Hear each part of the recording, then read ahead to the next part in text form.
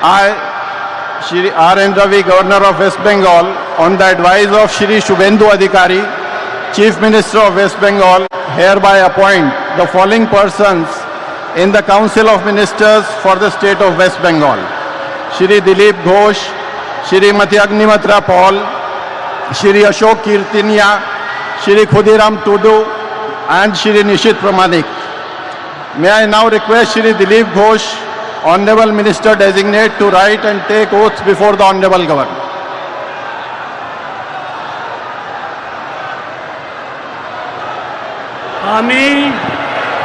আমি ঈশ্বরের নামে শপথ করিতেছি যে বিধি দ্বারা স্থাপিত ভারতের সংবিধানের প্রতি আমি অকৃত্রিম নিষ্ঠা ও আনুগত্য পোষণ করিব।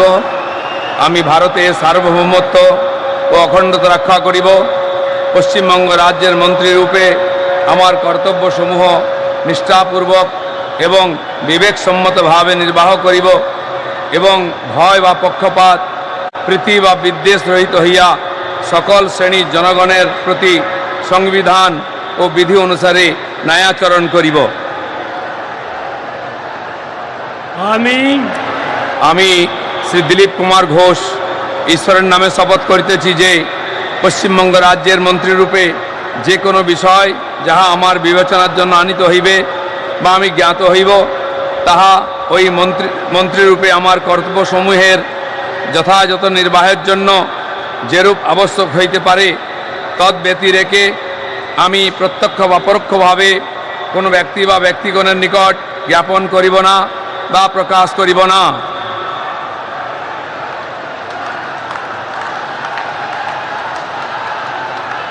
मंत्री पद की शपथ ले ली है। पहला नाम आपके सामने आ चुका है और अब तो चारों नाम आपके सामने आ चुके हैं: दिलीप घोष, अग्निमित्रा पॉल और निशित प्रमाणिक, अशोक कीर्तनिया और खुदीराम टुडू।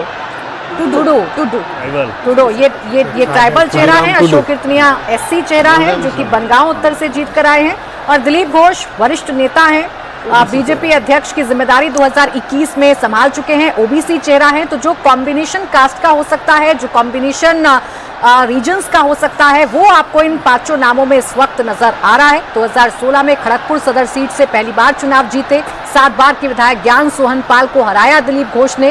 2019 में मेदिनीपुर से बीजेपी सांसद चुने गए और 2021 में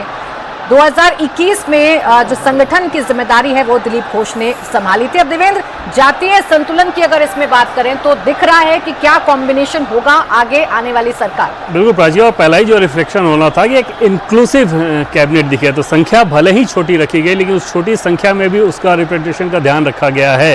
शेड्यूल कास्ट और इसके अलावा शेड्यूल ट्राइब, ओबीसी, महिला, और इसमें जैसे दिलीप घोष जैसे व्यक्ति का अगर चयन किया गया तो उसके पीछे सिर्फ जाति नहीं बल्कि ये बात भी ध्यान रखें कि अगर टीएमसी से आए शुभेंदु अधिकारी को मुख्यमंत्री बनाया गया तो हार्डकोर बीजेपी संगठन के प्रतिनिधित्व वाले चेहरे के तौर पर दिलीप घोष को भी उसमें रखा गया।